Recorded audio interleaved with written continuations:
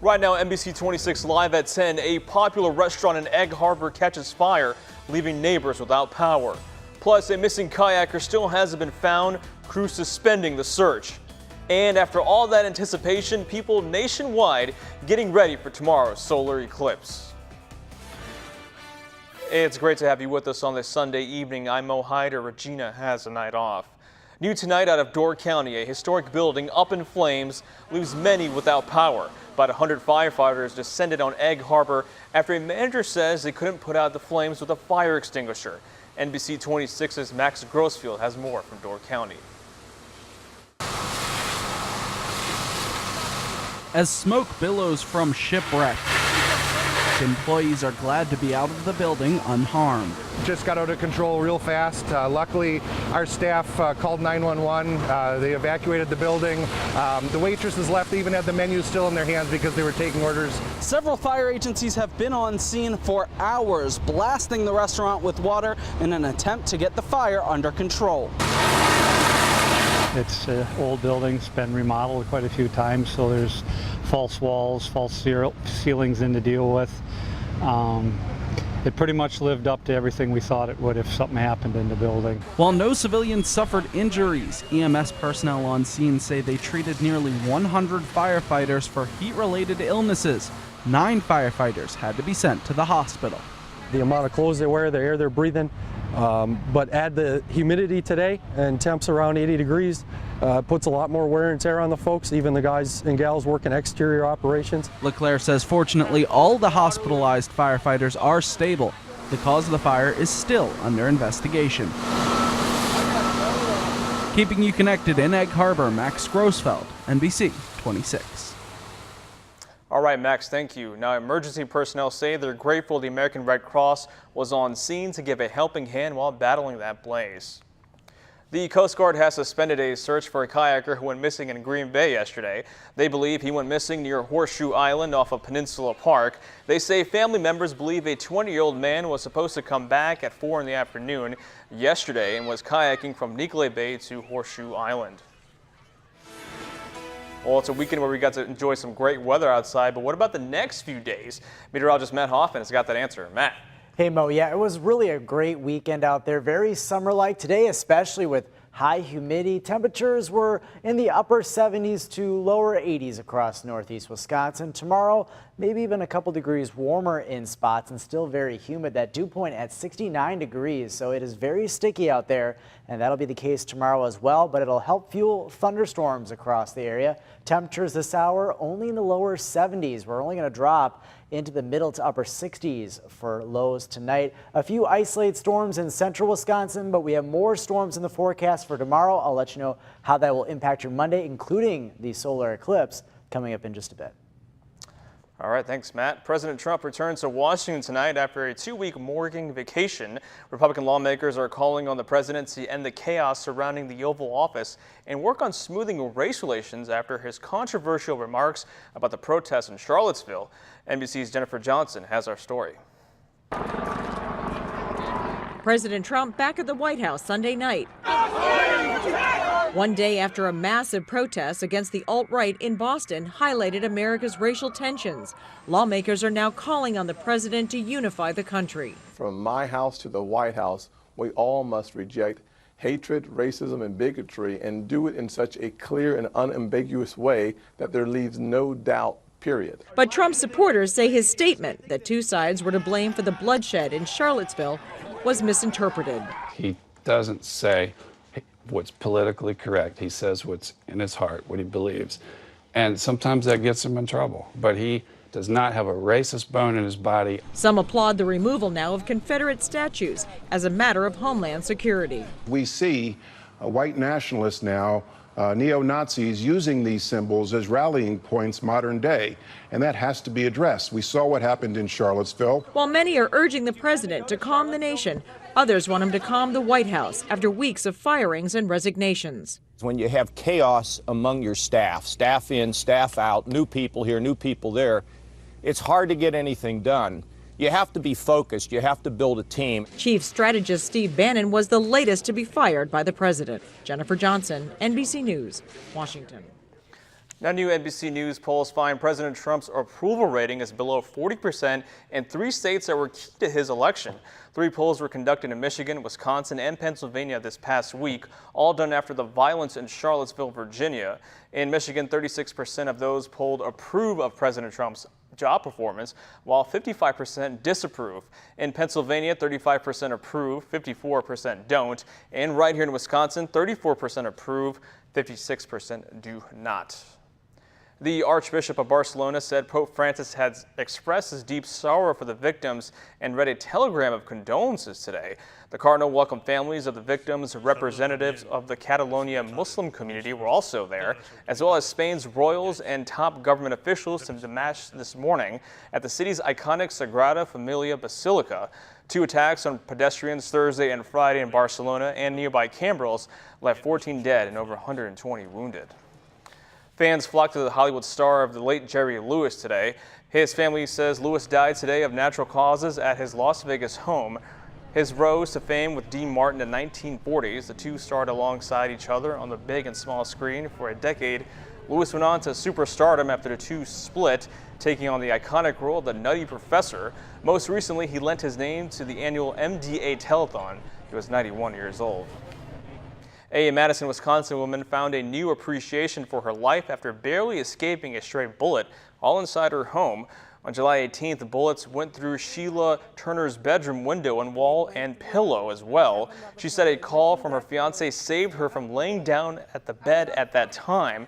After the near-death experience just 2 weeks ago, the couple said they couldn't wait any longer to get married. They tied the knot just 1 room down from where the spot where she was nearly lost her life.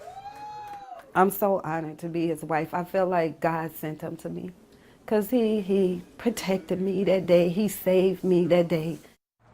Reports say there were no injuries reported and no suspects were identified. Minnesota residents working in the Badger State will be getting a tax break soon. The state's Department of Revenue Commissioner Cynthia Bowerly sent a letter to Wisconsin Department of Revenue this week announcing that decision. Bowerly said a deal would force Minnesota to collect more than $105 million annually from Wisconsin, since more Wisconsin residents work in Minnesota than Minnesota residents who work in Wisconsin. This will all go into effect in 2017. West Virginia and Wisconsin have agreed to recognize each other's concealed carry handgun permits. West Virginia license holders are allowed carry concealed handguns in Wisconsin. Now, Wisconsin residents can also do the same when they go to West Virginia. 3 states also recognize West Virginia's concealed carry permits. While the state's adults are allowed to carry concealed handguns without a license, permits are required for out-of-state travel. Well, still ahead on NBC 26 Live at 10, it's finally here as people all around the country gear up for the solar eclipse, see what this historic moment is being compared to. But what's the weather going to look like for the rest of the weekend? That forecast coming up. You're connected to NBC 26 News at 10 with Regina On, Matt Hoffman Weather, and Chris Ferrier Sports. NBC 26 News at 10, keeping you connected.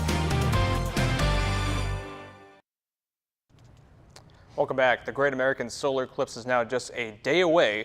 Tomorrow, the Earth, the Moon, and the Sun will all align, turning daylight to darkness along a 70-mile wide path from Oregon all the way to South Carolina.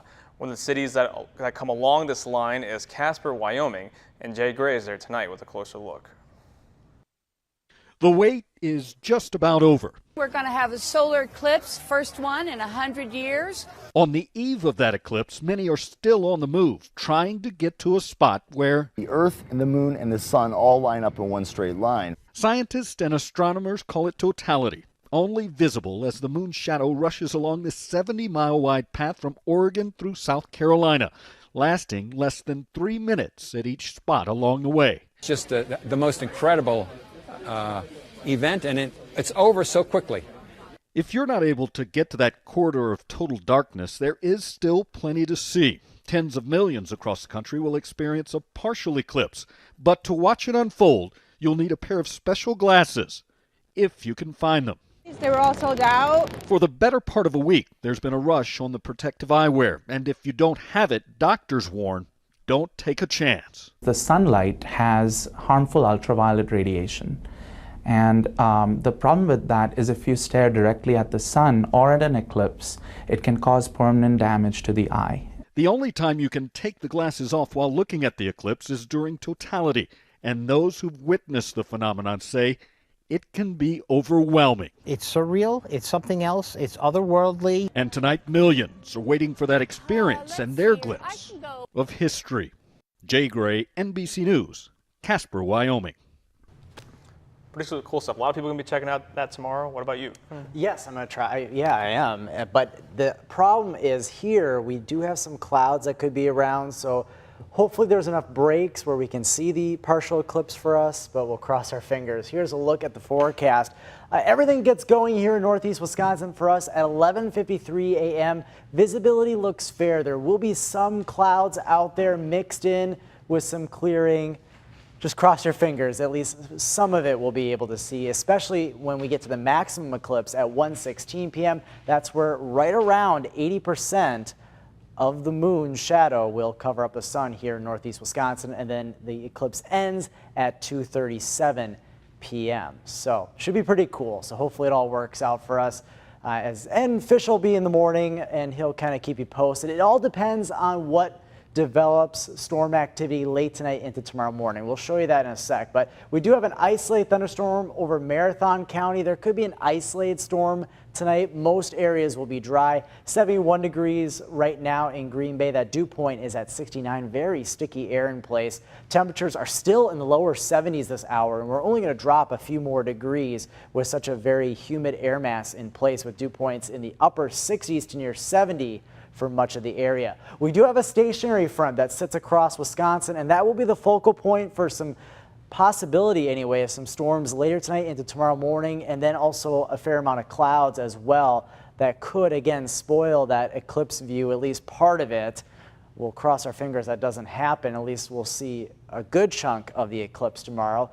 A very juicy air mass in place, and this will help fuel storms for tomorrow as well. Some of those storms could be strong to severe, especially later in the day into tomorrow night. A marginal to slight risk for much of northeast Wisconsin. Here's a look at Skycast. So it all depends what happens overnight tonight into tomorrow morning. Now, Skycast does have some storms developing and then kind of dying out as we head towards 1 o'clock when we would be getting towards that maximum eclipse.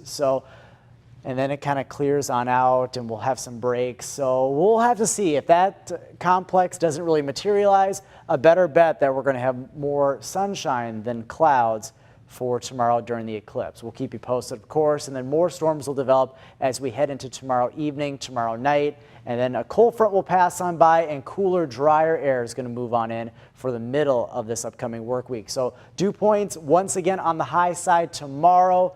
And then notice what happens on Tuesday, starting off muggy, but then much more comfortable with dew points in the 50s by Tuesday late in the day. And then Wednesday, very comfortable with dew points in the 40s to lower 50s. Temperatures will be cooling down as well. Highs in the lower 80s tomorrow, but lower 70s Tuesday through Friday. Your forecast tonight, a thunderstorm possible, otherwise just humid. Low of 66. Then tomorrow up to 82 degrees, a mix of sun and clouds, some scattered storms possible during the day, but the best bet for widespread storms will be as we head into the evening and tomorrow night.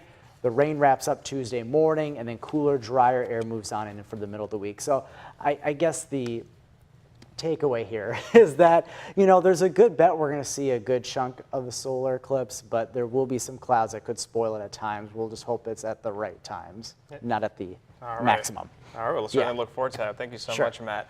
Now, still to come, it's the 20th annual Pork Chop fundraiser in Calumet County. See how it's benefiting the county's volunteer fighter fighters. That's after the break. Welcome back. It's a win-win situation. Enjoy a good meal and help others at the same time. Today, the Calumet County Fire and Rescue hosted their 20th annual Pork Chop fundraiser. They say the department needs help buying equipment, and fundraisers relieve the town from footing the bill. You bet it makes a difference because it's all volunteer. We don't get paid. The volunteers all come, so there's no pay for them, but the equipment is what's costing us money. Many other towns nearby also joined in on today's fundraiser. A new winner is crowned tonight for the Face of the Fox Valley pageant. The pageant focuses not only on beauty, but also helping others in the community and building friendships among the contestants. Alondra Valerio took home the crown this evening at the Grand Meridian in Appleton. Awards are also given out to the top 3 finishers, as well as most photogenic, most elegant, and our very own Cassandra Duvall served as a proud judge. All right, well, thank you so much for spending your night with me. Stick around for Sports Rewind with Chris Barrier.